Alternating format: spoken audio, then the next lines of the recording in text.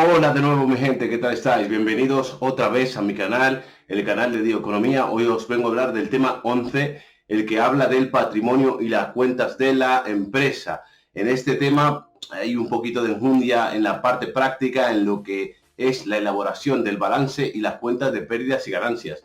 De hecho, este vídeo se va a dividir en tres partes, en dos partes, por así decirlo. En la primera parte hablaremos de todo el tema teórico y en medio miraremos algunas cosas prácticas con números, pero que está fundamentado en la teoría. Y luego al final del vídeo sí que me pondré a hacer, en este caso, un ejercicio práctico completo. Bueno, completo, entendedme. Para el nivel de segundo bachillerato tiene bastante enjundia. Voy a mezclar pérdidas y ganancias con balance y que estén correlacionados entre sí para que sea, digamos, un ejercicio integral, por así decirlo, ¿no? En fin, que no quiero liaros más la cabeza. Vamos a ello.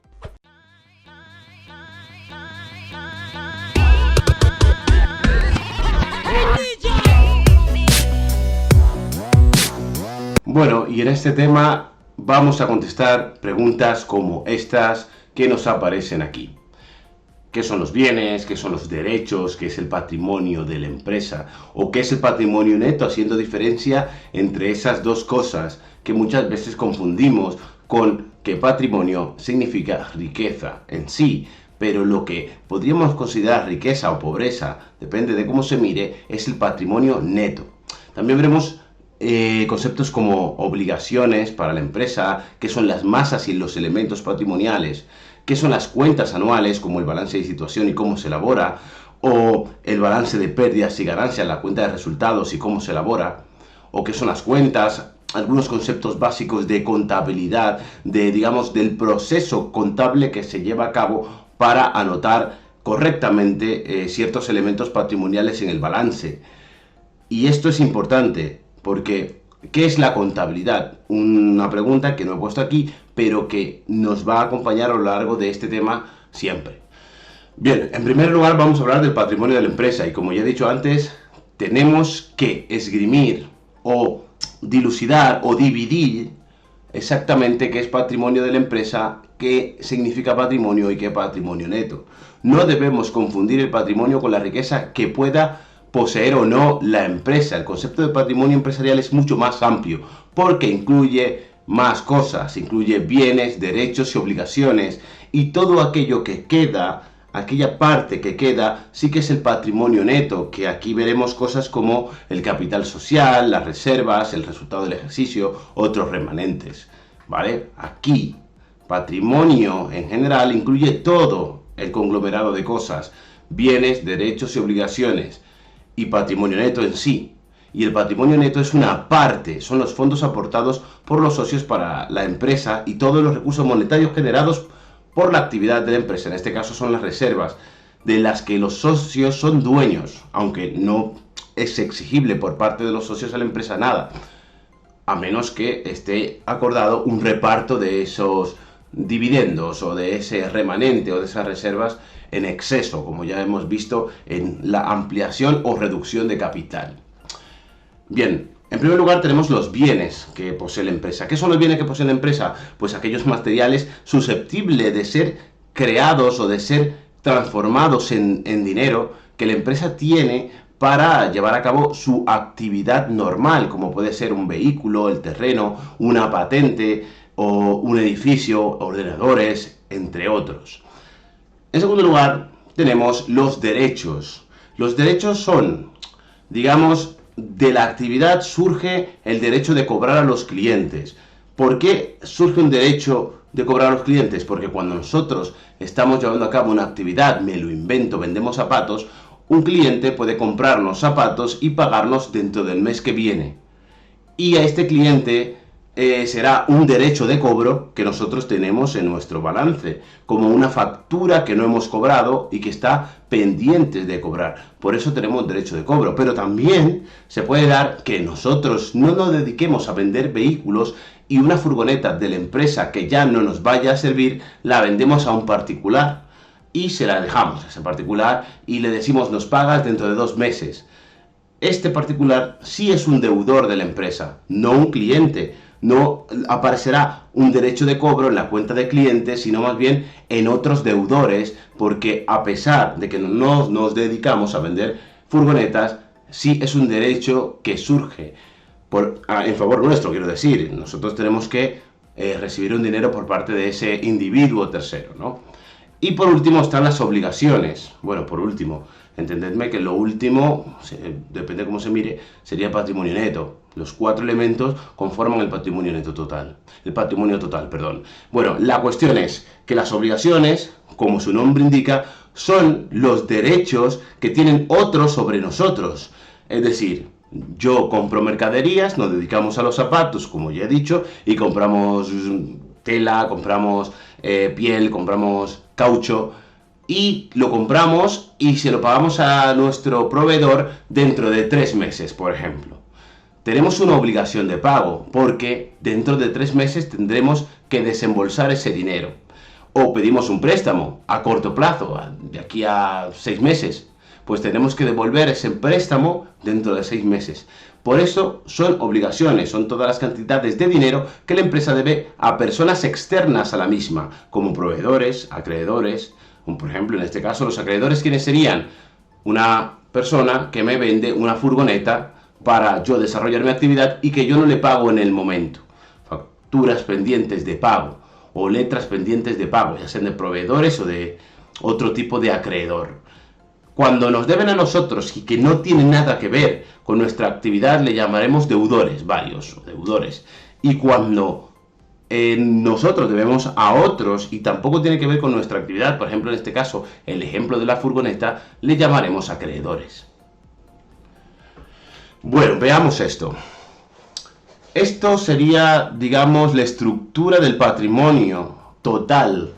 En realidad es la estructura del balance de situación. Y tenemos que hacernos 2 preguntas para elaborar este balance. Voy a ir de lo general a lo específico. Lo general es preguntarme desde dónde vienen los fondos o recursos financieros para yo llevar a cabo mi actividad. Y hacia dónde van. Es decir, ¿qué compro con estas cosas? Hacia dónde lo destino para llevar a cabo mi actividad. Bien, pues empecemos por saber esto, que la parte derecha de nuestro balance de situación será la parte financiera que nos da fondo hacia la parte económica. Por esto, a esto se le llama, digamos, que es una foto económico-financiera. El balance es la situación económico-financiera de la empresa. La cuestión es que todos tenemos claro en nuestra cabeza que el capital social sería el primer elemento que tenemos que tener en cuenta como dinero que viene del exterior para llevar a cabo nuestra actividad y se encontrará dentro del patrimonio neto. Patrimonio neto, recordemos que son capital social, reservas y resultado del ejercicio. En primera instancia solo sería el capital social porque sería el dinero aportado para el funcionamiento inicial, ¿no? En este caso, obligaciones. Pedir un préstamo a un banco para comprarme un edificio, comprar a proveedores una cierta cantidad de material y dejárselas a deber a 6 meses para tener ese margen, esa financiación por parte de otros para llevar a cabo mi actividad, ¿no? ¿Dónde lo voy a invertir? ¿Qué voy a hacer con ese dinero? Comprar bienes, por ejemplo, edificios, elementos de transporte, comprar ordenadores para llevar a cabo mi actividad de venta de zapatos. Y también, una vez ya vendidos esos zapatos, fabricados, comprados materias primas, etcétera, generamos derechos, vendemos esos artículos y tenemos un derecho de cobro dentro de 3 meses, 6 meses, lo que acordemos. A todo esto le llamaremos activo, a toda esta parte de aquí, y a toda esta parte de aquí le llamaremos patrimonio neto más pasivo. Antes se le llamaba pasivo total, pero se ha definido de esta manera para indicar que hay 2 partes claramente. El patrimonio neto, que es esta parte de aquí, y las obligaciones que representan el pasivo. Es decir, deudas que nosotros como empresa tenemos que asumir. Es importante saber también otra cosa. Aquí, la ecuación fundamental, además, veremos un concepto que se llama la partida doble en contabilidad, que significa que todo lo que tiene entrada aquí es porque ha tenido una salida de aquí y tienen que cuadrar, tienen que ser la suma de los saldos, tienen que ser las mismas. A esto se le llama partida doble. Esto tiene que ver con la información, con dar información fidedigna a los usuarios de este balance para saber qué es lo que ha hecho la empresa, de dónde proceden sus fondos y en dónde lo invierte. Por lo tanto, tenemos que saber que el patrimonio neto es igual a los bienes y derechos, a la suma de estas cosas, menos las obligaciones. O lo que es lo mismo, el activo total tiene que ser igual al pasivo más, pasivos más patrimonio neto. Por lo tanto, despejando, sabemos que el patrimonio neto tiene que ser bienes más derechos menos obligaciones. O lo que es lo mismo, patrimonio neto tiene que ser activo, total activo menos pasivo. Esto nos servirá para resolver este tipo de ejercicios más adelante, donde nos piden, por ejemplo, el capital social o que hallemos el patrimonio neto de la empresa, etc. Bien, en este punto vamos a hablar de qué son los elementos y las masas patrimoniales. Lo primero que debemos hacer antes de adentrarnos en la elaboración de un balance de situación es entender las cosas, los ítems que vamos a tener que utilizar. Y en este caso los elementos y las masas patrimoniales tienen que ver con, digamos, estos ítems. Por ejemplo, una furgoneta, un edificio. ¿Qué suponen? ¿Qué es? ¿Dónde lo encajaría en la contabilidad? Pues bien, los elementos o componentes patrimoniales son los distintos bienes, derechos y obligaciones que forman el patrimonio de la empresa. Y las masas patrimoniales es básicamente una agrupación de elementos patrimoniales que tienen en particular una característica. Por ejemplo, son de activo no corriente, que ya veremos qué es, que todos tienen una característica particular. Bancos, por ejemplo, tesorería, eso sería, digamos, un gran acumulado de dinero que tengo en caja, dinero que tengo en cuentas bancarias, o activo corriente, que son activos o elementos patrimoniales que duran menos de un año en la empresa, que se mueven, que corren, ¿no? Ya lo veremos más tranquilamente. Eso será mejor con un balance de situación. En este caso, como ya hemos visto, tenemos el activo, tenemos el pasivo y patrimonio neto. Aquí nos dicen que esto de aquí son los capitales o recursos permanentes porque son los que duran más de un año en la empresa, y aquí nos ponen el pasivo corriente porque corre. Esto siempre se lo digo así a mis alumnos: corriente corre a lo largo de un año, es decir, en el año se mueven. Yo pago por proveedores, vuelvo a tener proveedores, se mueven. Lo mismo le pasa al activo. El activo corriente se mueve, es decir, artículos para la venta. El producto que yo fabrico lo tengo que vender y lo pongo aquí. Si no lo vendo a lo largo de un año, malo, ¿no? O los clientes van pagando, voy teniendo nuevos clientes, etc. Bueno, en fin, esto es el balance de situación, simplificado de momento. Pero ¿qué son elementos y masas patrimoniales? Lo vamos a poner así en estos colores y ya veremos. ¿Qué son los elementos? Pues aquellos ítems particulares. Local comercial, 60.000 euros, clientes que tengo derecho de cobro en mi favor, 23.000, o deudas con proveedores, es decir, debo 25.000 a los proveedores.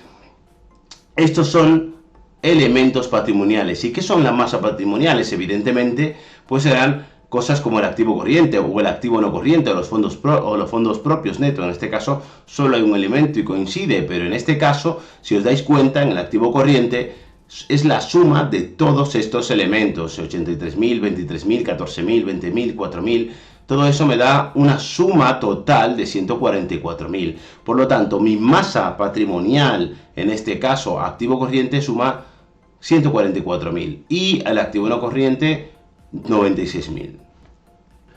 Y en el punto 3, ¿qué vamos a ver? El sistema informativo de la empresa, la contabilidad. Lo que ya he dicho en un momento, la contabilidad, digamos, es un método, unas reglas que hay que seguir para anotar toda la valoración de nuestro activo, nuestro pasivo, de nuestros elementos patrimoniales, cómo se mueven. La contabilidad, digamos que es una técnica que permite, leo textualmente, que permite registrar todas y cada una de las operaciones que realiza la empresa y al mismo tiempo describir los efectos económicos que tienen esas operaciones en el patrimonio de la entidad. Es básicamente anotar lo que está pasando día a día. Y para eso necesitamos conocer una serie de instrumentos. Seguro, hay más, pero a nuestro nivel nos quedamos con estos. Por ejemplo, ¿qué es la cuenta? La cuenta es una anotación individual de los cambios de valor en un elemento contable, por ejemplo, en bancos. La cuenta de bancos me dice cómo se ha ido moviendo el dinero. Ha entrado dinero en la cuenta bancaria, luego ha salido porque hemos pagado a un proveedor, ha vuelto a entrar porque un cliente nos ha pagado, hemos tenido que pagar dinero a Hacienda Pública y hemos sacado de ahí dinero. Eso es lo que me dice la cuenta, la anotación individual de los cambios de valor en la cuenta de bancos, por ejemplo, o en la cuenta de clientes, o en la cuenta de proveedores. Y por otro lado tenemos el libro diario, que es una anotación conjunta, en este caso, de los cambios del valor de los elementos contables que intervienen en una operación. Por ejemplo, volvamos al ejemplo anterior, tenemos bancos y tenemos que pagar a proveedores. Pues en el libro diario anotaré que sale dinero de banco y que proveedores se hace más pequeño, es decir, que debo menos dinero, porque ya le he pagado al proveedor de piel, por ejemplo, 2.000 euros, 3.000 euros, 4.000 euros, lo que sea. Y por último tenemos el libro mayor. En este caso, el libro mayor es un resumen de todos los saldos o de todas las cuentas. El libro mayor es, digamos, un esquema que me permite ver a vista de águila, todas las cuentas de esta empresa y cuáles son sus saldos. Es decir, imaginaos sus saldos. En un banco tenía 4.000 euros, han salido 2.000, ¿cuánto me quedan? 2.000. Ese sería el saldo que me presentaría el libro mayor de la cuenta de bancos, más la cuenta de clientes, más la cuenta de proveedores, más las reservas, etcétera, ¿no? El saldo que tienen. Bien, para que nos quede claro cuál es el esquema a seguir, se produce un hecho económico, por ejemplo una venta, se refleja esa venta a través del libro diario, entra dinero o entra un derecho de cobro, lo anotamos en su cuenta particular, ¿vale? Estamos representando a través de la contabilidad, de esta técnica de la que estamos hablando, este proceso. En el libro diario no lo permitirá ver, vamos, y luego en la cuenta del libro mayor veremos todo el conjunto de lo que ha pasado. Ahora vamos a ver un ejemplo para que veáis que esto es más sencillo de hacer que de explicar. Bueno, tiene su enjundia también la práctica, pero a nuestro nivel, repito, es algo que es llevadero. Bueno, y como he dicho, vamos a ver un ejemplo, ¿no? Veamos un ejemplo de cómo un hecho económico produce cambios en el patrimonio y cómo se va anotando en todos los instrumentos que hemos visto antes. Este es nuestro balance, el que he presentado anteriormente, y se van a producir cosas que van a obligarnos a modificar este balance. El balance, digamos que es una foto económico-financiera de la empresa en un momento dado. Podemos sacar un balance tanto al principio de la actividad como al final de la misma, es decir, al principio del año y al final. Pero también es importante saber que podemos sacar un balance en cada momento que queramos, trimestralmente, por ejemplo. Esto nos permitirá ver cuál es el avance de los ratios, hacer análisis y siempre tienen que cuadrar estas cifras. El total activo y el total patrimonio neto y pasivo tienen que ser lo mismo, por el principio de partida doble. Recordemos esto, cuando sale dinero de un sitio se va a otro y esto tiene que verse reflejado en dos cuentas al menos. Bien, vamos a suponer que la empresa a su vencimiento del día 15 del 02 de 2022 paga parte de la deuda de proveedores y letras pendientes de pago, por valor de 2.000 euros. Paga 1.000 euros a proveedores y otros 1.000 euros en letras, ¿vale? Y aplicaré lo que es letras en este caso. Lo paga con el dinero que tenía disponible en caja. Nos dan información, nos dice que se van a ir de caja 2.000 euros y que se lo vamos a pagar a unos proveedores, a los de piel, a los de caucho, etcétera. Le vamos a pagar 1.000 euros a proveedores y 1.000 euros a letras. Antes de seguir tenemos que conocer qué es la cuenta. La cuenta es esta representación en T que me dice cómo crece y disminuye una cuenta, ¿vale? Aquí tenemos el debe y el haber. No me voy a centrar en esto, sinceramente, porque esto tiene, digamos, un recorrido bastante amplio y tendríamos que irnos atrás para saber por qué esto se llama debe y esto se llama haber. A nuestro parecer vamos a decir que digamos, la parte izquierda y la parte derecha de las cuentas de activo, para simplificarlo. En la cuenta de activo, el valor inicial, donde apuntamos el valor que tiene una cuenta, por ejemplo, bancos, me lo invento, 4.000 euros. Volveré atrás. Estos 4.000 euros, imaginaos que es el saldo inicial que teníamos en caja de 4.000 euros, lo anotamos aquí. Los aumentos, si entra más dinero en caja, 2.000, 1.500 euros, lo vamos anotando aquí. Y las disminuciones, es decir, las salidas, imaginaos que pagamos a proveedores en este caso, o letras, o cualquier cosa, la anotaremos aquí. En el caso de las cuentas de pasivo y patrimonio neto, por ejemplo, proveedores, préstamos, etcétera, funciona exactamente al revés, es como un espejo, si os dais cuenta. Por lo tanto, sigue cumpliendo el principio de partida doble. Es una cuenta que por este lado se anotan su valor inicial por el lado del haber y los aumentos también. Esto implica más deuda para la empresa, más obligaciones, y disminuye por aquí, que implicaría que menos obligaciones. Imaginaos que tenemos a proveedores aquí por 25.000 euros, que es lo que tenemos aquí. Bien, pues en este caso vamos a anotar 25.000 euros como valor inicial, y si pedimos más material a los proveedores y lo dejamos a deber, crecerá también por este lugar, por el haber. Vale, dicho esto, tenemos el libro diario. El libro diario es un libro que refleja la fecha, esto es importante, de cuándo se produce un hecho contable, un hecho patrimonial específicamente. Además, ponemos la cuenta y ponemos el debe o el haber. Ponemos el debe o el haber para saber si es una cuenta de activo y disminuye, pues disminuirá por el haber. Si es una cuenta de activo y aumenta, aumentará por el debe. Así lo hacemos. Por ejemplo, vamos a ello. En este caso, nos dicen que cajas, que es la cuenta 570, y no tenéis por qué saberlo a estos niveles, pero bueno, así si lo conocéis mejor, el día 15 del 02 de 22 salen 2.000 euros, porque es una cuenta de activo y las cuentas de activo decrecen por el haber, salen 2.000 euros. Y ahora tenemos que buscar o saber dónde poner la contrapartida de este movimiento. Bien, pues ¿contra qué lo ponemos? Contra letras pendientes de pago. En este caso, la 401, le debemos a los proveedores dinero que están formalizados en letras, que las letras es básicamente un documento, es como una factura de otro tipo que nos permite ir al banco y descontarla antes de que haya un vencimiento. No sé si os acordáis del tema anterior en el que hablábamos del efectivo, ¿no? Yo tengo una letra, me voy al banco, le pido al banco que me adelante ese dinero porque es una obligación de pago pendiente por parte de un cliente, ¿no? En este caso, nosotros seríamos los obligados a pagar esta letra. Bien, el día 15 del 02, el mismo día, pagamos letras. Por lo tanto, ¿qué pasa? Como es una cuenta de pasivo, disminuye por el debe. ¿Por qué disminuye? Porque nosotros ya no tenemos esa deuda, por lo menos en ese valor, en 1.000 euros.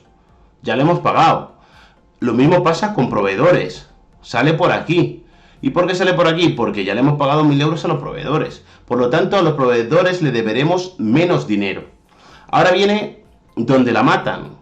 Las sumas del debe y el haber tiene que coincidir. Por eso se llama partida doble. La suma del debe es 2.000 y la suma del haber, por supuesto que es 2.000. Bien, ¿qué va a pasar a partir de ahora con estas cuentas? Pues tenemos que hallar el saldo de las cuentas para verdaderamente ponerlas correctamente en el balance, ¿no? Si tuviéramos que sacar un balance inmediatamente después de esta operación. Recordemos, el valor inicial de cajas era de 4.000, así que lo ponemos aquí. El valor inicial de proveedores era de 25.000 y de letras pendientes eran 5.000. Bien, pues en cajas salen 2.000. Salen 2.000, por lo tanto, nuestra caja se hace más pequeña, digámoslo así. Y también proveedores se hace más pequeño porque le pagamos 1.000 euros. Y lo mismo pasa análogamente con las letras pendientes. Todo correcto, ¿vale? Anotamos lo que el libro diario nos dice, lo que hemos anotado en el libro diario, en el haber 2.000 euros para cajas, en el debe para proveedores 1.000 y en el debe para letras pendientes 1.000. Y ahora vamos a ver los saldos de esas cuentas. Los saldos de estas cuentas se calculan de esta manera. En las cuentas de activo, el saldo se calcula cogiendo todo el debe, todo lo que hay en el debe, sumando todo el debe y restándole todo lo que hay en el haber. En este caso, 4.000 menos 2.000 me da un saldo de 2.000. Hacemos lo mismo para proveedores, pero como proveedores y letras pendientes son cuentas de pasivo en este caso, tenemos que hacerlo al revés. ¿Qué es al revés? Decirle que me calcule todo el haber menos todo el debe. Por lo tanto, 25.000 menos 1.000 es 24.000. Ese es el saldo que va a tener la cuenta de proveedores ahora, a partir de este momento. Hacemos lo mismo para letras pendientes y ya lo tenemos. Tenemos los saldos de esta cuenta el día 15 del 02 del año 2022. ¿Cómo anotamos esto en nuestro balance de situación si tuviéramos que sacarlo en ese mismo instante? Pues este es el que teníamos inicialmente, pero caja ya no está por 4.000. ¿Por cuánto está caja? Por 2.000, que es lo que me queda en la caja. Bien, esto hacemos lo mismo para deuda con proveedores y para letras pendientes de pago. Ponemos el saldo que nos refleja el libro mayor. Esto va a hacer que nuestra masa patrimonial, activo corriente y exigible a corto plazo, que se llamará pasivo corriente, cambien. Esto sería 142.000 si sumamos todos los elementos y aquí 28.000. Esto también modificará evidentemente el total activo y el patrimonio total, el patrimonio neto más pasivo de nuestra empresa. ¡Pum! Pues si sumamos tanto activo no corriente, 96.000, más 142.000, nos daría 238.000. Y por partida doble, si hacemos análogamente lo mismo para el patrimonio neto y el pasivo, 160.000, 50.000 más 28.000, no tendría que dar 238.000. Bueno. Y aquí nos vamos a meter ya en la enjundia, en la parte más densa del tema, por así decirlo, el balance de situación y la elaboración del mismo. Lo he puesto juntos porque hemos remodificado la forma en la que quiero transmitiros esta parte, ¿no? Lo primero que hay que saber que el balance de situación, al igual que la cuenta de pérdidas y ganancias que veremos luego, es un documento contable que refleja el patrimonio de la empresa debidamente valorado en un determinado momento, el que queramos. Suele ser al principio de la actividad, antes de empezarla y al final, ¿no? Para hacer esa comparativa. Y además este balance, el balance oficial, tiene dos columnas que compara las cifras de años anteriores con las actuales, para así hallar tasas de variación, por ejemplo, o hacer cualquier comparativa de un balance en el año actual con respecto al año anterior. Pero bueno, esto es culturilla general. El caso es que ya veníamos viendo qué es. ¿Y cómo se divide? Se divide la primera parte del activo, el activo no corriente. Y leo que esto es muy fácil de acordarse: no corriente, que no corre, que perdura en la empresa más allá del ciclo económico. Y pongo ciclo económico, aunque en términos generales, en el 99% de los casos, es de un año. Hay otras empresas que por su actividad económica, yo que sé, las empresas de madera, al final, su ciclo económico es de años, porque lo que tarda un árbol en crecer es enormemente largo, ¿no? Eso se da en muy pocas empresas. Para nosotros, el ciclo económico va más allá de un año. Además, en este caso, muchas veces nos especifican ciertas cosas. Por ejemplo, si tenemos clientes que nos van a pagar dentro de un año, nos dirán clientes a largo plazo. En el caso de ser así, pero vamos, que a nuestro nivel, poco. Bueno, tenemos el activo no corriente. Y dentro del activo no corriente tenemos inmovilizado intangible.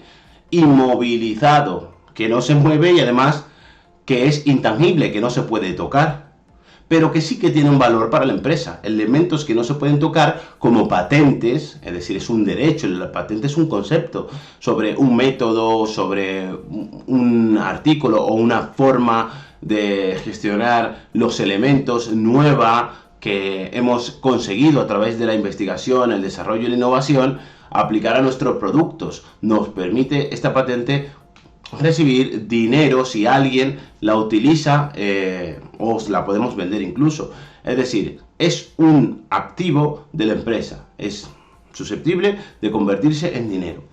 Y en este caso también tenemos las aplicaciones informáticas y otras cosas también. Por ejemplo, el fondo de comercio, ¿no? Es un concepto que me dice cuánto dinero tengo por marca, ¿no? Por la marca, mi marca, cuánto dinero ha generado el Corte Inglés. Si yo vendo esa marca, ¿no? Cuánto genera, aparte de los elementos que sí se pueden tocar.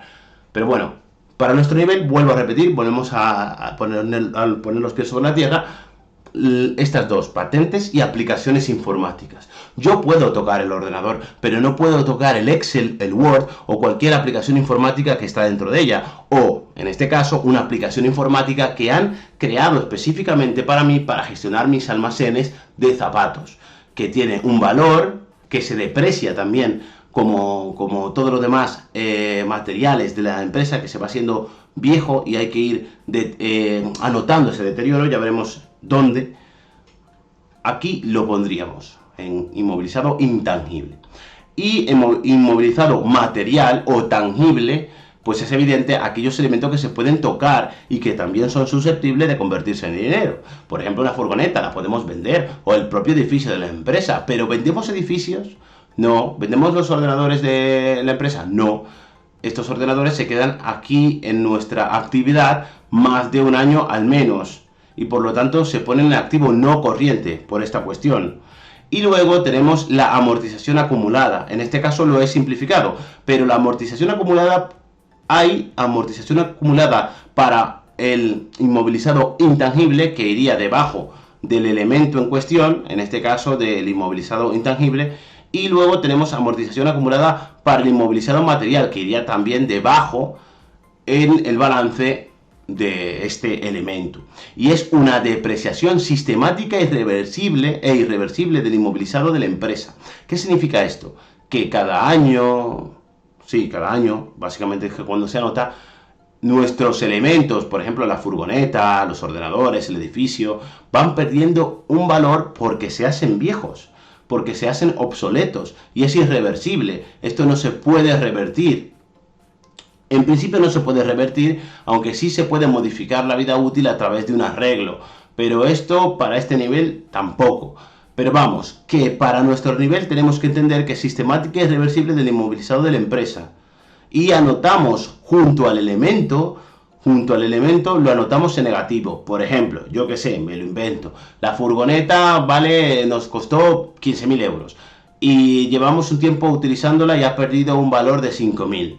Pues el inmovilizado, la amortización acumulada para el inmovilizado material furgoneta tendría que ir al lado de la furgoneta 10.000 y abajo pondríamos menos 5.000. Y este menos 5.000 ya veremos cómo se pone entre paréntesis, porque es importante saber que los números negativos en el balance de situación no se ponen con un signo negativo porque puede dar error con el guión. Es una convención, se tiene que poner entre paréntesis. Y esto me diría que el valor neto de la furgoneta, 10.000, más o menos, más bien, 5.000, me dice que el valor es de 5.000 o de 10.000, ¿vale? Lo que sea. Ya veremos un ejemplo claro de esto.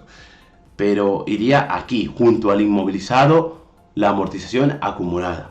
Y más específicamente, junto al elemento que deteriora o que reduce su valor. En segundo lugar, la otra gran masa patrimonial que tenemos que tener en cuenta en el activo total es el activo corriente, y por ende, si este no corre y dura más de un año o más allá del ciclo económico, este no perdura en la empresa más allá del ciclo económico, es decir, que se va moviendo. Y en este caso tenemos existencias, que es lo más fácil de ver, materiales que dedicamos para la venta, productos terminados, productos en cursos, materias primas, mercaderías, etc. Es decir, cosas que vendemos y compramos constantemente a lo largo del año porque nos dedicamos a esto. O realizable. En el realizable, ¿qué vamos a poner? Derechos de cobro. Y la palabra lo indica, realizable. Es algo que se va a realizar, que se va a convertir en dinero, no hoy, pero sí de manera cuasi inmediata, dentro de un mes, 2 meses, 3 meses, a su vencimiento. Y este vencimiento suele estar por debajo del año. Incluso suele estar alrededor, como mucho, en término medio de los 6 meses, no mucho más. No tarda un cliente en pagarte una remesa de zapatos 6 meses. Le dejas a deber 3 meses. O si es muy grande la venta, pues 9, como mucho, como muchísimo. Y por último tenemos en este apartado, este gran apartado, disponible, que es el dinero que está más inmediato, el dinero más inmediato, lo que tenemos en caja. Por ejemplo, si tenemos en caja 10.000 euros, pues 10.000 euros que podríamos coger ahora mismo y pagar al proveedor.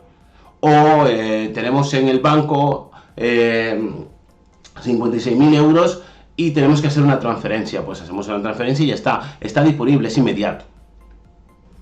Bueno, y es importante saber una cosita que no quiero que se me olvide explicar. ¿Cómo está organizado?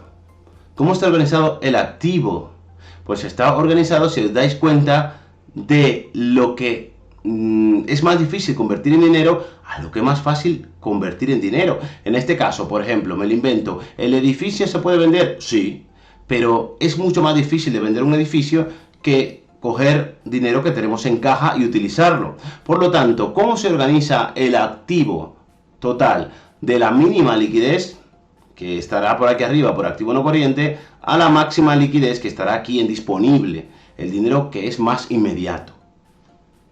Bueno, y por el lado contrario, en el lado de la derecha, en la parte financiera, nos encontraremos con el patrimonio neto, que es la parte no exigible de la parte financiera del balance de situación.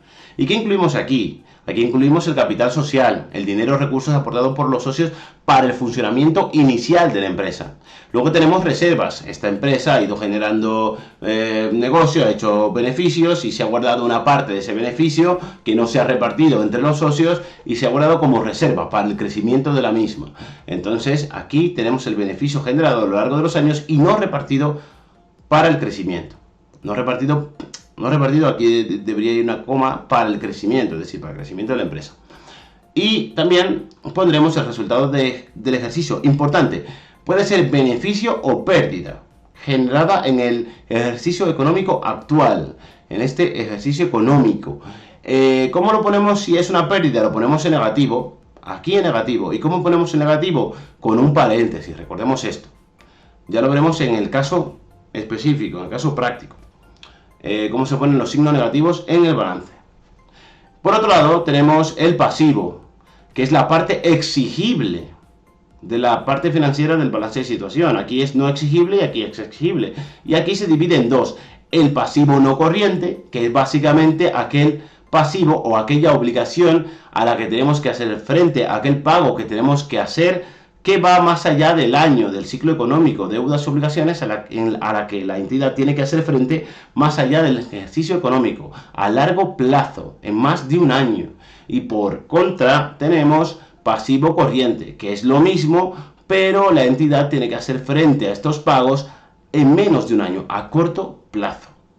¿Y cómo se organiza en este caso el pasivo más patrimonio neto? Pues ya lo vais observando aquí. De la parte menos exigible a la más exigible, a la exigible de manera inmediata.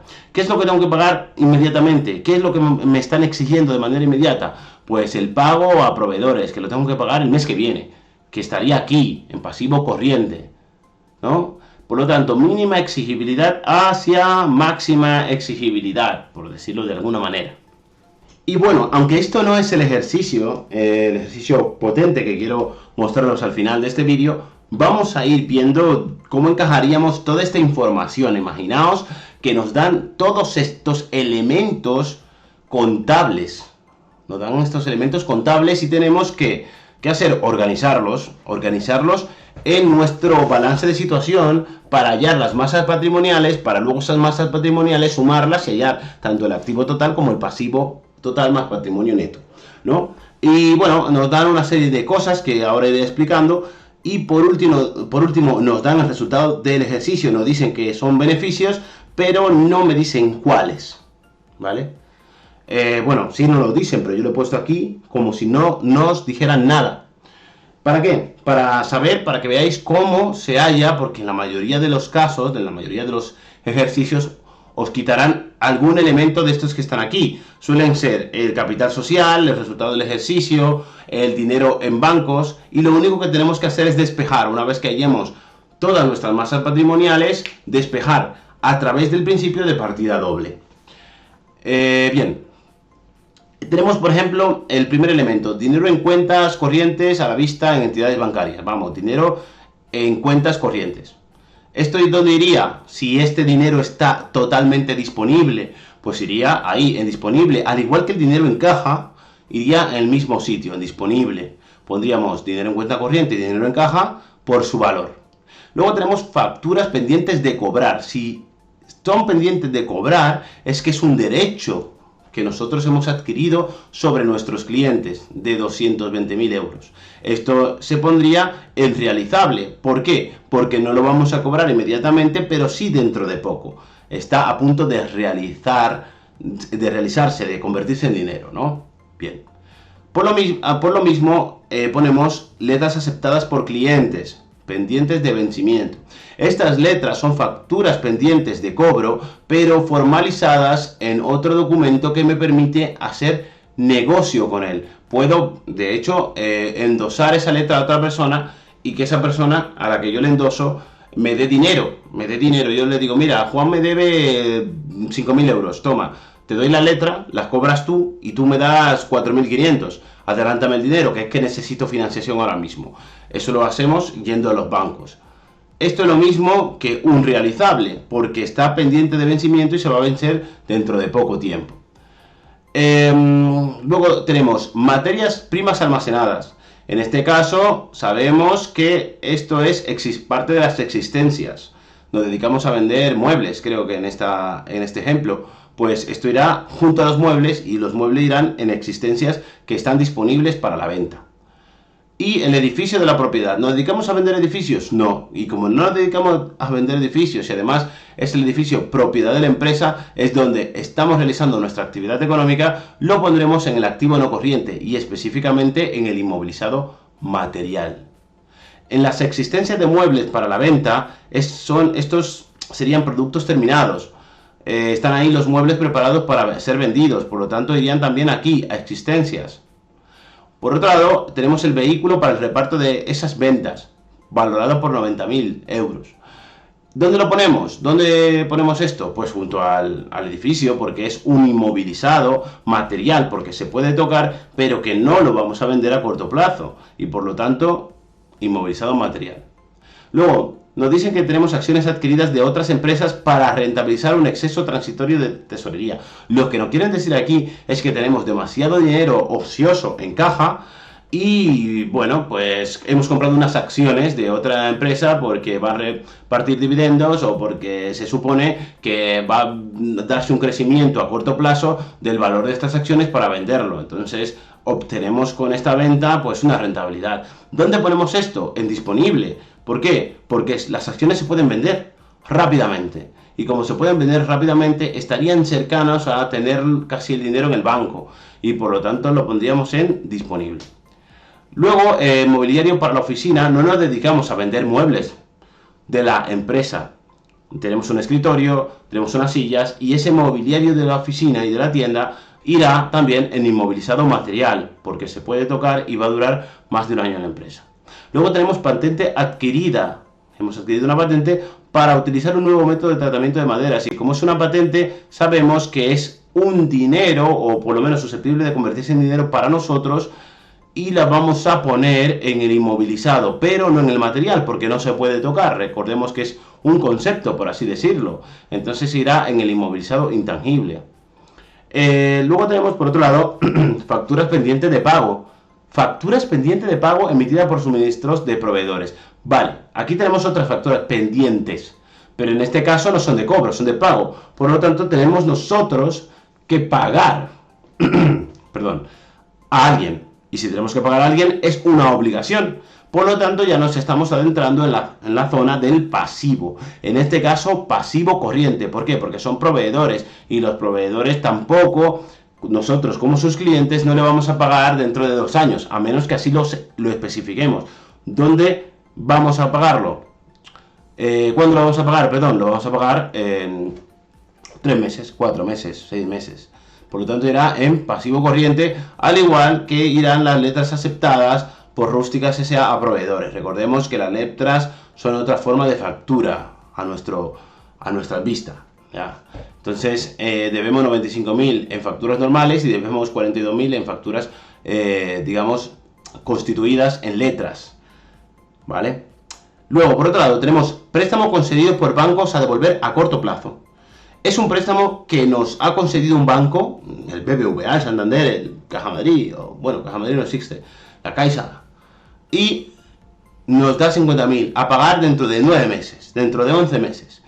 Por lo tanto, esto irá en pasivo también corriente. Sin embargo, nos dicen que hay otro préstamo concedido por bancos, por el mismo, por cualquier otro, que lo tenemos que pagar a largo plazo. Y esto nos está diciendo que lo tenemos que pagar más allá del año. Bien, por lo tanto, pasivo no corriente. Luego, tenemos deudas pendientes con Hacienda, por impuestos pendientes de pago. Bueno, si tenemos una obligación con Hacienda que tenemos que pagar dentro de poco tiempo, porque suele ser poco tiempo, no suele ser más allá de un año, es decir, si es el impuesto de sociedades, tenemos 6 meses para pagar ese impuesto, lo pagaremos el 25 de junio del año siguiente, que son 6 meses, no un año, ni siquiera más de un año. O sea, ni siquiera un año y mucho menos más de un año. Por lo tanto, lo pondremos también en pasivo corriente. Reservas constituidas en años anteriores. Si son reservas, dijimos que esto va en el patrimonio neto, lo tenemos claro. Si son aportaciones de los socios, serían el capital social inicial que se aportó en su momento. O que se aportó en su momento, o más las ampliaciones, lo que sea. El capital social en el momento en el que estamos haciendo este balance. Luego, la maquinaria es parte de ¿qué? Es un bien que podemos hacer dinero, es susceptible de convertirse en dinero. Y por lo tanto, estaría ¿qué? En el activo no corriente, no nos dedicamos a vender máquinas. Y por lo tanto, lo pondremos en el inmovilizado material. Y las amortizaciones, la acumulada del inmovilizado material, nos dice de qué inmovilizado es de 90.000 euros. Y esto lo pondremos evidentemente en amortización acumulada. Y el resultado del ejercicio lo pondremos en resultado del ejercicio, que estará dentro del patrimonio neto. Bien, una vez dicho todo esto y analizado dónde va cada cosa, o especificado dónde va cada cosa, vamos a nuestro balance. Y nuestro balance es el inmovilizado intangible, propiedad industrial, a lo que le llamamos patentes. El inmovilizado material, construcciones, que es el edificio, elementos de transporte, que es la furgoneta, el mobiliario, que son los muebles, la maquinaria, y aquí es donde viene la amortización acumulada. ¿Y cómo está puesta? Entre paréntesis. Lo que hace que yo sumo 150.000, 90.000, 20.000, 100.000, menos 90.000, porque está entre paréntesis, me está indicando que es negativo. Y por lo tanto, la suma de todos esos elementos con uno que es negativo, me da 270.000. Si hubiera un deterioro, por ejemplo, para clientes, que ya lo veremos en el ejercicio, haríamos exactamente lo mismo. Exactamente igual. Pondríamos aquí clientes y debajo cliente de dudoso cobro. Pondríamos la cantidad que no esperamos que vayamos a cobrar en negativo. Para así, cuando yo sume todo esto, la parte de clientes, me dé 200.000 en vez de 220, por ejemplo. Bueno, pues todos estos elementos organizados, materias primas y productos terminados, me dan 250.000 para las existencias, el realizable suma 235 porque son clientes y efectos comerciales a cobrar por valor de 220 casi 5.000 y 15.000, vamos, me da 235.000 y disponible lo mismo. Hacemos lo mismo con nuestro patrimonio neto, pero no podemos saber cuál es el montante final del patrimonio neto. Sí podemos saber los demás, ¿no? Porque no hay ninguna incógnita. ¿Por qué no podemos saber este? Porque aquí encontramos una incógnita. El resultado del ejercicio nos piden que lo calculemos a través de la diferencia entre activo y patrimonio neto más pasivo, para seguir cumpliendo con el principio de partida doble. ¿Cómo hacemos esto? Bien, pues sabemos que el activo es igual a pasivo más patrimonio neto, o lo que ya dijimos en su momento, el patrimonio neto es el activo menos el pasivo. Y esto lo tenemos claro, sabemos cuál es el activo, que son 783.000 menos todos los elementos que conocemos del pasivo. En este caso, 150.000 más 203.000, es el patrimonio neto. Esto lo reducimos y son 783.000 menos 353.000, que son 430.000. Por lo tanto, el patrimonio neto es igual a 430.000. Y por lo tanto, el patrimonio neto, que es el capital social más las reservas más el resultado, que es lo que no conocemos, es igual a 430.000.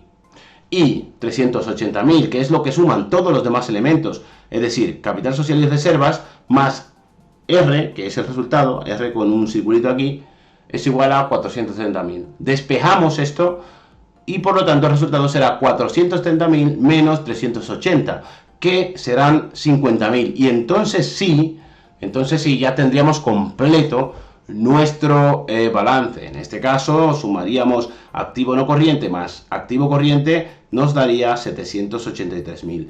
Y si sumamos todos los elementos como capital social, reserva, resultado del ejercicio, tendríamos que el patrimonio neto, el no exigible, es de 430.000 y el pasivo no corriente 150.000, el pasivo corriente 203.000, análogamente. Sumamos todas estas tres cantidades y nos tiene que dar lo mismo. Este va a ser más fácil.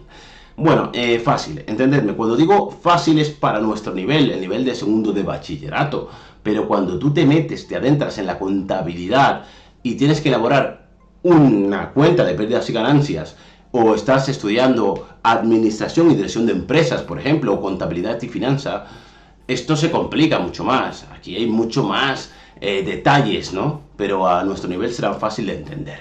Bueno, vamos a ellos. ¿Qué es la cuenta de resultado de pérdidas y ganancias? Básicamente es un documento, lo leo textualmente que lo he escrito aquí, que detalla cómo la empresa obtiene el beneficio, es decir, el saldo de la cuenta de resultado del ejercicio. Ingresos menos gastos. Partimos de lo general a lo específico. Los ingresos menos gastos me dicen si la empresa ha tenido beneficios o pérdidas. Pues esto es lo que trata de, digamos, detallar la cuenta de pérdidas y ganancias. En este caso lo encontraremos a nuestro nivel, de manera oficiosa, más que porque la oficial tiene otro aspecto: ingresos, gastos, en este caso de explotación, o ingresos y gastos financieros. Y en base a estos ingresos y estos gastos encontraremos el resultado financiero, el resultado de explotación, bla, bla, bla, bla, bla. ¿Qué es el ingreso de explotación? Es evidente que son todos los ingresos relacionados con la actividad de la empresa, venta de mercaderías, si hemos realizado alguna prestación de servicios, todos los ingresos que tengan que ver con la explotación de la empresa, ¿vale? En este caso son muy fáciles de ver, los números comerciales. Luego, por otro lado, tenemos los gastos de explotación, y en este caso, y por contra, son todos los gastos generados relacionados con la actividad empresarial, el pago de salarios a los trabajadores, las amortizaciones del inmovilizado material o intangible que hayamos anotado en ese año en particular, porque claro, nosotros nos dedicamos a utilizar la máquina para crear los zapatos y por lo tanto esa máquina se desgasta y lo ponemos aquí como gastos de explotación. Esto nos da el resultado de la explotación, que realmente se conoce como el beneficio antes de impuesto e intereses. ¿Por qué es antes de impuesto? Porque el impuesto lo aplicaremos por aquí y los intereses de los préstamos estarían por aquí y por lo tanto sería el BAI, ¿vale? Cuando lo veáis así, recordad que estáis hablando del resultado de la explotación. Luego tenemos el punto 3, que son los ingresos financieros y que son ingresos procedentes de intereses que le deben a la empresa, préstamos, imaginaos, o cualquier actividad financiera, pero para que me entendáis de manera simple, prestáis dinero, sois una empresa que prestáis dinero a otra empresa o a los trabajadores o a alguien en particular, y ese alguien en particular o esos trabajadores o otras empresas os dan, aparte de lo que os deben, un interés, yo que sé, de 1.000 euros, me lo invento. Pues esto lo anotáis aquí. Y luego tenemos los gastos financieros, que es lo contrario. Si nosotros debemos intereses a los bancos porque nos han prestado dinero, los anotamos aquí, ¿vale? En este apartado. Este resultado suele ser, en términos generales, negativo, ¿vale? En términos generales. Muy raro que las empresas, más allá de su explotación, generen ingresos financieros mayores a los gastos financieros. En términos generales, en nuestros ejemplos serán más o menos así, ¿vale? Para que lo sepáis. Y luego esto nos da el resultado financiero, que es el resultado neto. Es restarle a los ingresos financieros los gastos financieros. Y como nos da negativo, lo pondremos entre paréntesis para saber que es un resultado negativo. En este caso, si es negativo también, el resultado de explotación haremos lo mismo. Luego, ¿Qué tenemos? El resultado antes de impuestos, el BAI, con una sola I.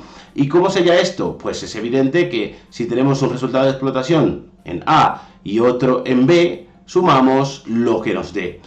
En este caso, recordemos que si en 90% de las ocasiones vamos a tener aquí un dato negativo, pues será un dato positivo menos un dato negativo, y eso nos dará el resultado de explotación. Luego, en el punto 5 aplicamos el porcentaje sobre beneficios. En la mayoría de los casos, por lo menos para el EBAU, van a ser el 25%, porque es el tipo impositivo o el impuesto a sociedades aplicable de manera general. No es la tasa efectiva de impuesto, ¿vale? Pero legalmente es un 25%, y por lo tanto te dirán, de los 10.000 euros que te han dado aquí, pues lo multiplicas por un 25%, es decir, por 0,25, y te dará 2.500. Y esto es lo que tienes que pagar a Hacienda, ¿vale? Lo que vas a tener que pagar a Hacienda dentro de 6 meses, como ya he dicho anteriormente.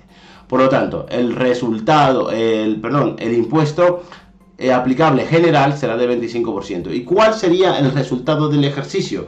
Pues evidentemente el C menos el 5. Aquí te pone más, pero como esto es un resultado, en realidad es negativo, aquí debería poner menos realmente, porque el impuesto te lo cobra Hacienda, entonces tú no ganas 10.000 euros, ganas 10.000 euros menos los impuestos de 10.000 euros, que son 2.500, ganarías 7.500, y este resultado, el que aparece aquí, es el que yo pongo en la cuenta 129, que es resultado del ejercicio en el balance. Esto sería lo que iría en el balance. El ejercicio que vamos a hacer después va a estar concatenado, es decir, unido la cuenta de pérdidas y ganancias con el patrimonio total de la empresa, para que veamos, bueno, para darle un poquito de más dificultad, pero a nivel de segundo bachillerato no tiene tanta dificultad esto, ¿vale? Y bueno, como ya dije antes, ¿no? Esto iría en la cuenta 129 que va al balance, ¿no? Para que lo veáis aquí nada más. Bueno, y vamos con el punto 7, ¿no? Con las obligaciones contables. El Plan General de Contabilidad. El Plan General de Contabilidad es básicamente un manual. Es un texto refundido de leyes que estaban dispersas sobre contabilidad, y lo ha unido en un manual que es un Real Decreto, que es básicamente lo que utiliza todo contable para llevar a cabo su actividad, para, digamos, consultarlo cada vez que tenga una duda o que exista una duda razonable y que el Plan General Contable pueda resolverla, ¿no?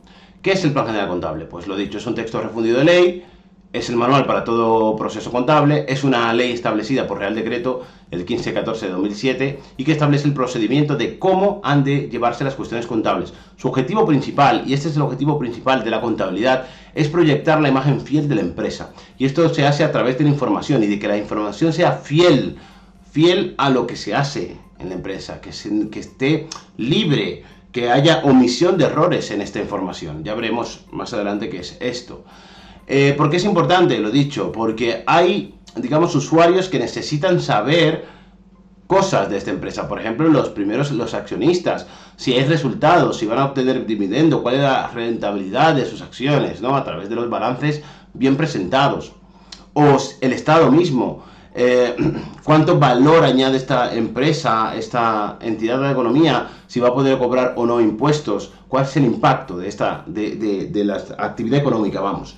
Y luego también, por otro lado, son inversionistas, que no son accionistas, son personas que invierten, que pueden comprar acciones o dar préstamos a esta empresa y quieren saber qué rentabilidad le ofrece esta empresa, o si están asumiendo riesgo a la hora de prestar dinero a esta empresa, para que esta empresa le dé luego más adelante un porcentaje, ¿no? de intereses. También los proveedores y los bancos. Ellos quieren saber cuál es la solvencia que presenta la empresa. Y esto lo veremos más adelante con ratios desde el balance de situación. Financiamos, nos preguntamos, se preguntarían los bancos en este caso. Y por último, los trabajadores y sindicatos, para saber qué se le puede exigir o no a la empresa, qué podemos negociar con ella. Es decir, dependerá de la capacidad económica de la empresa, podemos apretarle un poquito más o un poquito menos. Básicamente necesita esta información contable toda la sociedad, por lo que veis aquí, ¿no? Bueno, ¿y cuál es la estructura del plan general contable? El plan general contable se divide en 5 partes. Empecemos por la primera. El marco conceptual, que es básicamente donde se expresa o donde puedes ver todas las leyes o las normas generales o digamos, los conceptos generales de la contabilidad que permiten que llevar a cabo de manera fiel la contabilidad de una empresa. Luego, en segundo lugar, tenemos las normas de registro y valoración, que es básicamente normas que me dicen cómo tengo que anotar la entrada del inmovilizado o de cualquier elemento patrimonial.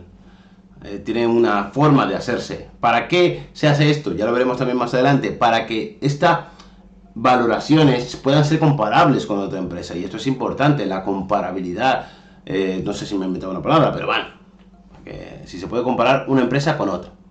En tercer lugar tenemos las cuentas anuales, que es básicamente un manual, por así decirlo, de cómo se elaboran de manera oficial las cuentas anuales, qué deben incluir, cómo se debe poner, cómo se debe presentar. Y en cuarto lugar tenemos el cuadro de cuentas, que es básicamente un código y un nombre para todos los elementos o posibles elementos patrimoniales que puede haber en una empresa o en la contabilidad en sí. Y por último tenemos el 5, definiciones y relaciones contables, que es básicamente una explicación de todos estos elementos patrimoniales y cómo se relacionan entre sí, por dónde crecen, por dónde disminuyen, cuáles son los movimientos más habituales de ciertas cuentas o de ciertos elementos contables. Bien, como decía, el marco conceptual son normas generales para la dotación contable. La 2 son normas de valoración de los elementos patrimoniales. ¿Cómo los valoro? ¿Cuál es el valor de entrada que hay que dar? Ya veremos esto también en el punto 8. 3. Cuentas anuales. Instrucciones de cómo se elaboran las cuentas anuales. Cómo se elabora el balance de situación, la cuenta de pérdidas y ganancias, la memoria, entre otras. Luego tenemos el cuadro de cuentas, esquema, codificación y nombre de todos los elementos patrimoniales, es decir, de las cuentas. Y aquí hablarán del funcionamiento y relación de las cuentas. Bien, ¿qué son las cuentas anuales? Pues las cuentas anuales son unos documentos oficiales en la que anotamos una serie de cosas que tienen que ver con la empresa, en este caso el patrimonio para hablar de los activos, los pasivos, el patrimonio neto de la empresa. En la cuenta de pérdidas y ganancias anotamos los ingresos y los gastos. Bueno, vamos a ello, ¿no? Tenemos la cuenta de pérdidas y ganancias. El balance de situación. El balance de situación es, digamos, pues ese balance que ya hemos visto, o la cuenta de pérdidas y ganancias que ya también lo hemos visto, sabemos qué relaciones tienen. Luego tenemos el estado de flujo en el efectivo, es decir, los cambios que se han producido. Esto no lo tienen todas las empresas, de hecho, en España casi ninguna, porque solo las grandes empresas trabajan con esta cuenta anual. El estado de flujo en el efectivo lo que muestra o lo que recoge son los cambios que se han dado en tesorería, es decir, la entrada, la salida de dinero, cómo se ha movido el dinero, el flujo del efectivo. Y el estado de cambios en el patrimonio neto es una cuenta, digamos, una cuenta anual que me dice qué cambios se han dado en el patrimonio neto, ampliaciones, reducciones de capital, cómo han crecido las reservas, cuál es el resultado, cómo se ha dado el resultado del ejercicio, etc. Y por último tenemos la memoria, que es básicamente una cuenta complementaria a todas las demás. Aquí anotamos hechos importantes o particulares que han modificado algún elemento contable o que han modificado alguna forma de contabilizar algo porque creíamos que era relevante anotarlo, y esto aquí se anota todo esto, ¿no? Repito, ¿cuál es el objetivo de todas estas cuentas? La información. Dar información y la información fiable nos permite tomar buenas decisiones, que es el objetivo de esto, ¿no? ¿Y cómo debe ser esta información? Debe ser relevante, fiable, comparable y comprensible. ¿Relevante por qué? Porque debe anotar o exponer lo que verdaderamente sea importante o que sea significativo para tomar decisiones, no cualquier chorrada, ¿no? O fiable, que la información contable esté libre de sesgos, sin omisiones significativas, es decir, que podamos decir, bueno, que podamos fiarnos de esa información, que no sabemos que el tío en vez de poner 10.000 euros han puesto 100.000, eso no sería nada fiable, ¿no? O comparable, que la información pueda compararse con situaciones anteriores de la misma empresa o con entidades similares o incluso con entidades que no tengan nada que ver con el negocio, para saber, ¿para qué me interesa saber esto? Para saber cuál es la rentabilidad potencial de una empresa y cuál es la de otra, ¿no? Por ejemplo, o comprensible, y comprensible, que yo pueda comprender lo que estoy leyendo, que haya una comunicación efectiva. Esto es valorable, esto se pierde, porque hay tantos conceptos y tantos recovecos en las cuentas anuales que si no lo comprendes muy bien, comprensible para todo el mundo no es, ¿vale? Pero bueno, en principio tendría que tener estas cuatro características. Bueno, y vamos a ver el último punto, que es el punto 8, el último punto de la parte, entre comillas, teórica. Luego, en el punto siguiente, en el corte siguiente, vamos a ver el caso práctico global, en el que meteremos cuenta de pérdidas y ganancias y balance de situación, básicamente porque es lo que veremos en segundo bachillerato, no veremos ninguna otra cuenta anual más, y ya está. En fin, vamos a ello, ¿no? La cuestión es que aquí vamos a hablar del punto 2, realmente, del Plan General Contable, las normas de registro y valoración, de los elementos patrimoniales, y los más típicos que encontraremos son el inmovilizado material, que lo valoraremos por el precio de adquisición, más el transporte, más la instalación que tuviéramos que llevar a cabo, más todos los costes hasta su funcionamiento, menos los descuentos y más adelante, al final de año, la amortización acumulada, que figurará en el activo minorando el valor del inmovilizado, como ya hemos visto y como veremos en el caso práctico después.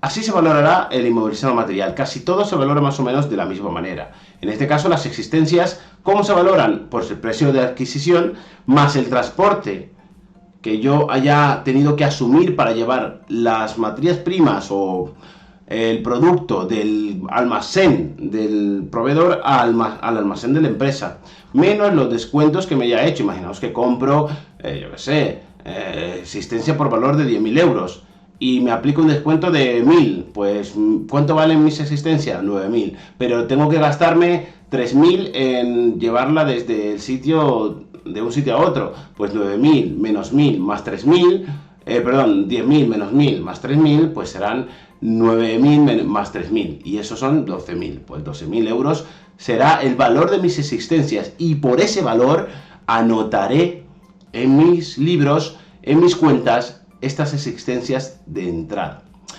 Y esto también se puede hacer, se puede valorar el almacén a través del método PMP y FIFO, como ya lo hemos visto, para valorar las existencias finales que tengo en el almacén, o por lo menos las entradas, las salidas, etc.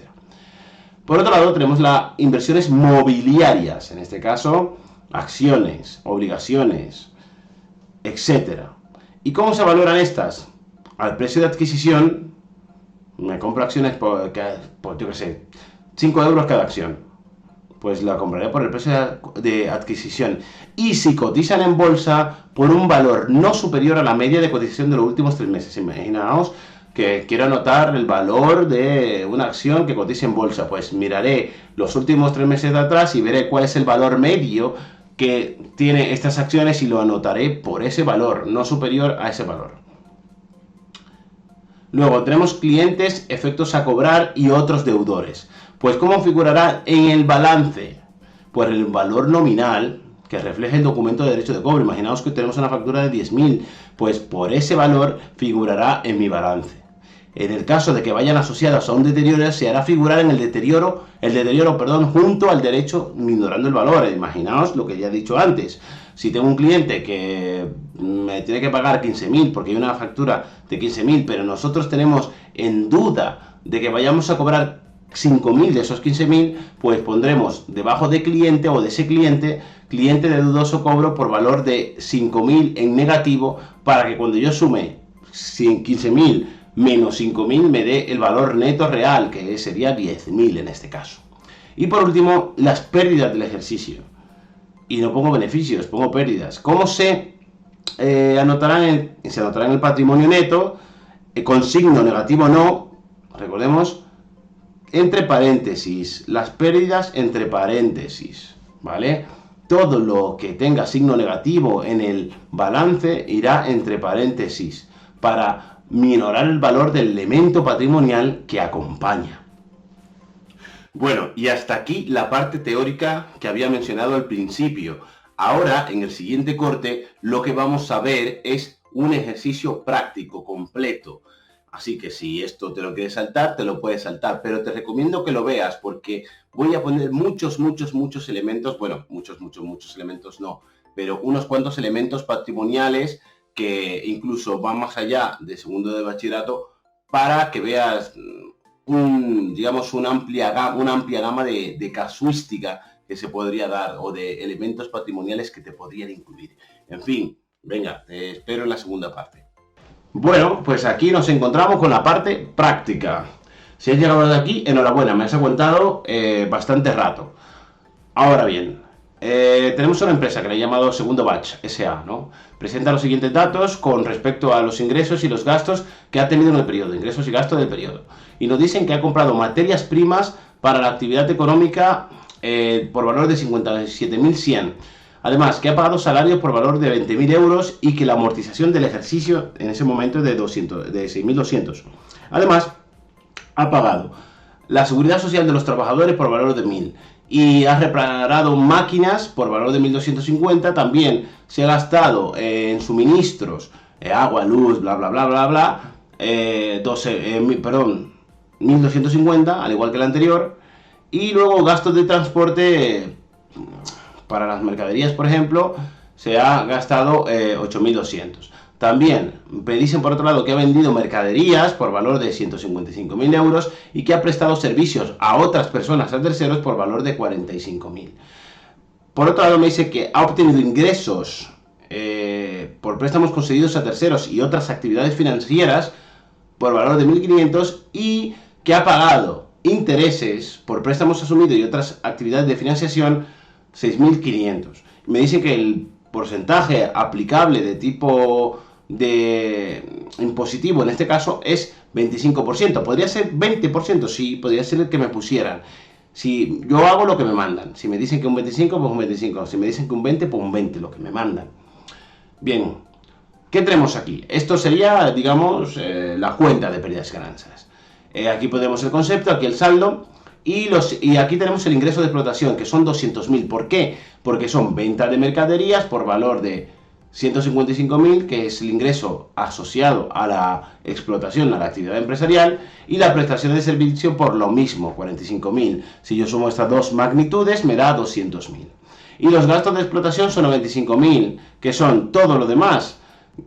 Compra de mercadería, compra de materias primas, sueldos y salarios, amortización del ejercicio, 6.200, seguridad social, 1.000, reparación de 1.250, suministros igual, transportes 8.200. Si yo sumo todo esto, me da 95.000. ¿Y cuál es el resultado de la explotación? Pues es evidente que es ingresos de explotación menos gastos de explotación, 200.000 menos 95.000, que eso me da 105.000. Bien, y ahora vamos a hallar el resultado financiero. En este caso, el ingreso financiero, como solo tengo uno, pues la gran magnitud, ingreso financiero es de 1.500 y el gasto financiero es de 6.500. ¿No podrían dar más cositas que incluir aquí? Sí, pero bueno, en este caso no lo hacen. 1.500 menos 6.500, que sería el resultado financiero, 1.500 menos 6.500, me da 5.000 en negativo y lo pongo entre paréntesis por esto. Y luego el beneficio antes de impuestos, antes de impuestos, el BAI, es 105.000 menos 5.000, que me da 100.000. Me dice, multiplica, hállame el impuesto de sociedades, 25% de 100.000, que son 25.000. Es decir, 100.000 por 0,25. Eso me da el impuesto. ¿Y cuál es el beneficio después de intereses e impuestos, o el beneficio neto, o el BDII, como se le suele llamar también en otros sitios? Pues 100.000, que es el beneficio antes de impuestos, menos los impuestos, que son 25.000 y por lo tanto 75.000. Y estos 75.000 son los que irán a mi cuenta de resultados, lo que pondré en el balance de situación. Bien, veamos, aquí está el balance de situación. de la empresa. Nos dan todos estos elementos, vamos uno por uno. Dinero en caja, 10.000 euros. Dinero en cuentas corrientes a la vista, 56.000. Venta a crédito a cliente, 200.000, es decir, esto es un realizable. Letras pendientes de cobro, pues letras pendientes de cobro también realizable. Valoración de las materias primas almacenadas, esto es existencias, 80.000. Local comercial de la empresa, estos son construcciones, el edificio de la empresa, 225.000. Productos terminados, existencias, 95.000. Productos en curso, existencia, 95.000. Un vehículo para la venta de material, 100.000. Pues esto es inmovilizado material. Activo no corriente, inmovilizado material. Muebles para la oficina de la empresa, lo mismo, inmovilizado material en activo no corriente. Patentes registradas en la Organización Española de Patentes y Marcas, es decir, es una patente nuestra, por valor de 15.000. Esto iría en inmovilizado intangible en este caso. Las aplicaciones informáticas especializadas para la venta, también en ese mismo apartado, un apartado de inmovilizado intangible. Compra a crédito de materias primas a proveedores, es decir, debemos a proveedores 88.000 euros a corto plazo, por lo tanto esto sería pasivo corriente. Letras aceptadas por la empresa a proveedores, también son letras que irían en pasivo corriente. Y esto, factura pendiente de cobro por la venta a crédito de un vehículo de la empresa a un particular. ¿Nos dedicamos a vender vehículos? No. ¿Pero es un derecho de cobro porque está pendiente? Sí, pues esto iría en realizable. Iría aquí, en deudores. Vehículos 5.000, como lo veis aquí. Bien. Préstamos concedidos a los trabajadores. En este caso, nosotros somos los que concedemos un préstamo a los trabajadores por valor de 4.000 euros. Por lo tanto, también serían deudores los trabajadores, en este caso, a los que le hemos dado un préstamo por 4.000. Por lo tanto, aquí anotamos deudores, préstamo a trabajadores, 4.000. Más, amortización acumulada del inmovilizado intangible. ¿Veis que aquí pongo inmovilizado intangible? Pues lo pongo allí al lado del elemento o de los elementos, en este caso de inmovilizado intangible. Y lo pongo aquí, inmovilizado intangible, con paréntesis, para decir que es signo negativo. Por lo tanto, 15.000 más 10.000 menos 10.000 me va a dar inmovilizado intangible 15.000, como aquí se anota. ¿Vale? Estamos por aquí, ¿no? Solar donde se está sentada la empresa. Si me hablan de un solar, un terreno o una parcela, es terrenos por valor de 30.000 euros que irá en activo no corriente en inmovilizado material junto al edificio. Se suele poner junto al edificio porque se entiende que la empresa está sobre el suelo, la empresa está en vuelo sobre el suelo, ¿no? Y está ahí. Ordenadores y procesadores en la oficina. Si son ordenadores es inmovilizado material. Tangible, en este caso lo pondremos en activo no corriente, en esa magnitud. Más cosas. Amortización acumulada del inmovilizado material, en este caso del material, pues se acompaña a todo el inmovilizado material, construcciones, elementos, mobiliario, terrenos, equipo para el proceso de la información, por eso lo he llamado EPI, que es básicamente procesadores, ordenadores y demás. Y iría aquí, amortización acumulada material, restando el valor de todo esto, ¿ok? Bien, luego nos dicen, capital social no lo sabemos, lo tendremos que buscar nosotros. Reservas legales establecidas por ley, 15.000. Reservas establecidas por estatutos, las estatutarias, 10.000. Reservas constituidas voluntariamente, reservas voluntarias, 5.000. Todas estas reservas irían en patrimonio neto. Aquí yo le he puesto así, indicando reservas legales, estatutarias y voluntarias. Así, y luego he puesto un elemento mayor que se llama reservas, en las que estaban todas, y le he sumado todas, 30.000. Por eso le he puesto un poquito más apartado a la derecha. Vale, más cosas. Resultado del ejercicio tampoco lo sabemos, pero es mentira, ya lo sabemos. ¿Cuánto nos dio? Vuelvo para atrás, 75.000, por lo tanto esto lo pondremos aquí, ¿vale? 75.000. Préstamo concedido por el Banco Santander a pagar dentro de 3 años. Si es a pagar dentro de 3 años es a largo plazo, por lo tanto lo vamos a poner aquí. Préstamos a largo plazo, 300.000, ¿lo veis? Luego, tenemos préstamos, patrimonio remanente, propiedad de la empresa. ¿Es un patrimonio remanente, propiedad de la empresa? Pues esto estará ¿dónde? En patrimonio neto, ¿vale? Porque es un patrimonio propio de la empresa y lo pondremos aquí en remanente. Un remanente que tienen ahí contabilizado, pues lo ponemos ahí en patrimonio de la empresa. préstamo concedido por el Banco BBVA a pagar dentro de 11 meses. Es decir, el Banco BBVA a nosotros nos ha concedido un préstamo de 188.000 euros que tenemos que pagar dentro de 11 meses, dentro de un año, casi, pero como es antes del año y ni siquiera el año, lo ponemos a corto plazo, 188.000. ¿Lo veis aquí? Bien. Más deuda con Hacienda Pública por impuesto sobre el valor añadido, es decir, el impuesto del IVA, 12.000. Pues esto irá en pasivo corriente porque seguramente lo tenemos que pagar dentro del el trimestre, el trimestre que viene, seguramente como mucho. Entonces, 3 meses como máximo, 12.000. Y luego tenemos deudas con Hacienda Pública por impuesto de sociedades que no nos lo dicen, no nos dicen cuál es, lo tenemos que investigar nosotros. ¿Y cuál es? Evidentemente el impuesto de sociedades que tenemos que pagar a corto plazo nosotros, que hemos sacado de la cuenta de pérdidas y ganancias, 25.000, y aquí lo anotamos, ¿lo veis? Lo anotamos aquí, 25.000. Y por último, me dicen que hay un deterioro por una factura que prevemos que no va a ser cobrada por un cliente. ¿Y esto dónde lo pongo? En clientes de dudoso cobro. Y lo pongo restando. ¿Por qué? Porque así el cliente en cuestión, yo lo reduzco yo su valor neto real de la cuenta de clientes, en este caso. Y por eso acompaña el elemento patrimonial por 5.000. Bien, dicho todo esto, sumamos todos los inmovilizados intangibles y el inmovilizado material, que viene a la vez de sumar todos los elementos que dentro están, como patentes, aplicaciones informáticas, y ya tenemos 15.000.